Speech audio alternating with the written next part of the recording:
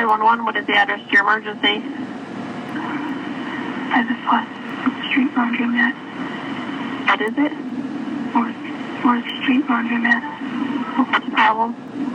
I've been abducted. Who abducted you? Shawn Grate. You said John Green?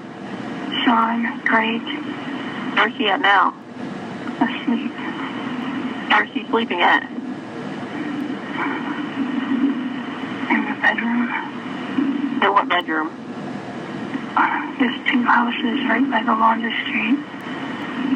And it's in one of those houses. But you're at the laundromat? No, I'm in the bedroom with them. What color's the house? Is it across?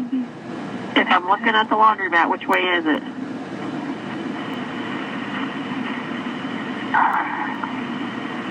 If you're looking in the laundromat, it's one on the left of the 2.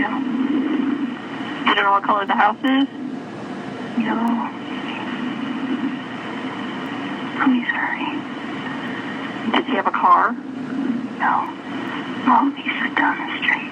What's your phone number you're calling me from? I don't know. And you think it's a yellow house? I think so, but it's on the left. Is it an apartment? No, it's a house. Okay, does he own the house? No, he broke into. Does anybody actually live there? I think they've been abandoned. And his name is Shawn Grate? Yes. Like Grate? Yes.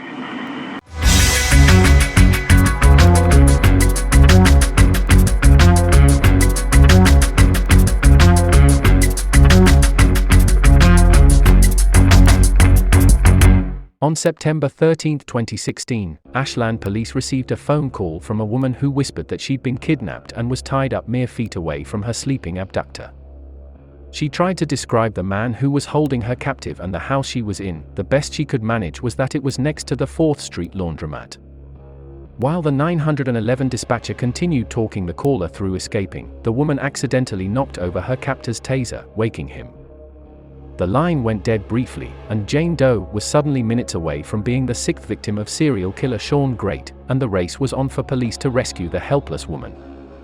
Their rescue of the woman and arrest of Grate continued on the infamous 911 call.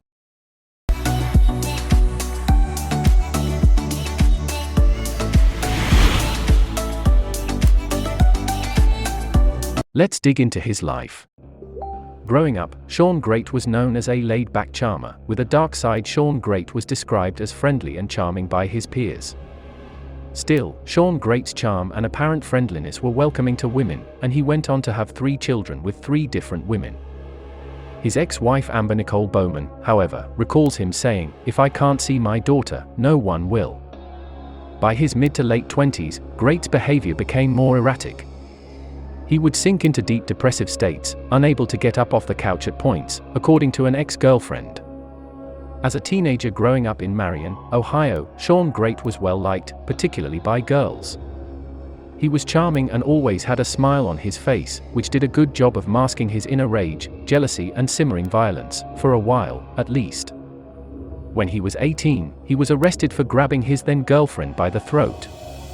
A few years later, he was arrested for breaking into his 17-year-old girlfriend's home and choking her. Just 8 months after this, he broke in again, slipping underneath her couch and hiding until the time was right to pounce. This time, he had a butcher knife in hand. Eventually, he moved on and began dating Christina Hildreth. The pair were happy and content in the beginning, but Grate couldn't hide his true colors for long. Not only did he become violent, controlling, and jealous, he would also show signs of being cold and indifferent towards his confused girlfriend. Once, Grate beat his partner in the face multiple times and grabbed her tightly by the throat, notable, since strangulation was Grate's preferred method of murder. Grate was arrested for the attack and jailed for 180 days. It wasn't just romantic relationships he struggled with. When Grate asked his friend for a loan, which was declined, he sent his former pal a chilling text, "Meet the other me." After this, Grate floated around the city of Mansfield, hopping from woman to woman, taking advantage of their kind natures and offerings of goodwill. Instead of holding down a job, Grate saw women as opportunities. Around this time, he met his first two victims, Rebecca Lisi and Candace Cunningham. Rebecca was a sex worker, and her body was found in March 2015. Her death was ruled an overdose. But her untimely death was far from accidental. Candace Cunningham lived with Grate in Mansfield before her disappearance in 2015.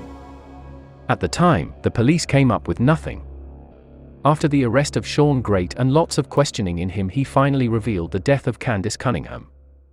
He would eventually lead police to her body, lying behind a burned-down house in Richland County, on the day of his arrest. Shawn Grate's violence and depravity were to be turned up a notch with his next victim. Her name has not been identified by police, to protect her identity, who refer to her as Jane Doe. Jane Doe knew Shawn Grate as she played badminton with him around her apartment complex, but once Shawn Grate had gained her trust, he switched to the violent monster he'd exposed dozens of other women to. He trapped her in an abandoned house and forced her to endure days of torture and rape. With her hands bound and tied to the bed, the woman said she was sexually assaulted in every way imaginable. The first night of Jane Doe's captivity, Shawn Grate barely slept, giving her no chance of escape. After another day of incessant torture and assaults, Grate eventually passed out. His phone was right next to him, going off, but the kidnapper seemed to be in too deep of a sleep to acknowledge the phone ringing beside him. Jane Doe saw this as her opportunity to escape, and she reached over her sleeping captor as stealthily as she could to pick up the phone, and dialed 911.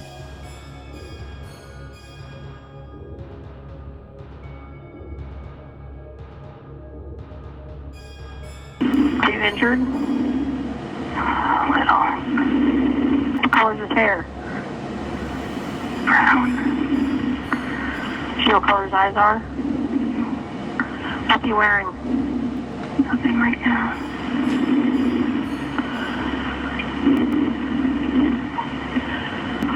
Suddenly, the quiet woman said, "Oh, shit," and the line went quiet for a few minutes. The operator could only guess what might have been happening to the woman stuck in the bedroom with her violent rapist. After what must have seemed like an eternity, the woman picked the phone back up. She bumped Shawn Grate's taser, waking him up. Luckily, he sat up in bed and stared at the floor before laying back down again, not realizing that his victim had the police on the line and had directed them to the house where she was being held hostage. When police arrived at the property, they were met with more bodies than they'd expected. Shawn Grate had been mercilessly killing the women who dared to trust him, and some of them were decomposing in the house he was squatting in. Shawn Grate was subsequently arrested and taken in for questioning. The bodies of Stacey Stanley and Elizabeth Griffith were found in the home. Both women had been strangled to death. The twisted web of manipulation and murder that Grate had spent most of his adult life weaving was abruptly unraveling. After his arrest, Shawn Grate was initially hesitant to give any information to police, often clamming up and being incoherent in his answers. However, under persistent questioning, he confessed his litany of crimes. Shawn Grate led police to Cunningham's body in a burned-out house in Richland County.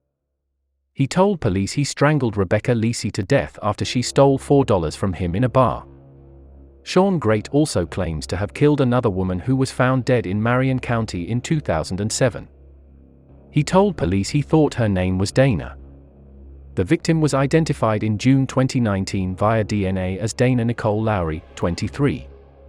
Lowry had 2 young daughters under the age of 5 at the time of her death. Prior to sentencing, Grate expressed his fear of facing the death penalty. He said, "I really would like to stay alive through all this," he told police officers. Chillingly, he also said, "I would have loved to have been able to do a lot, but I know I wouldn't have been able to get away with it." On June 1, 2018, Grate was sentenced to death. If you liked the video for today, please don't forget to subscribe and like the button. Stay tuned for more videos every week.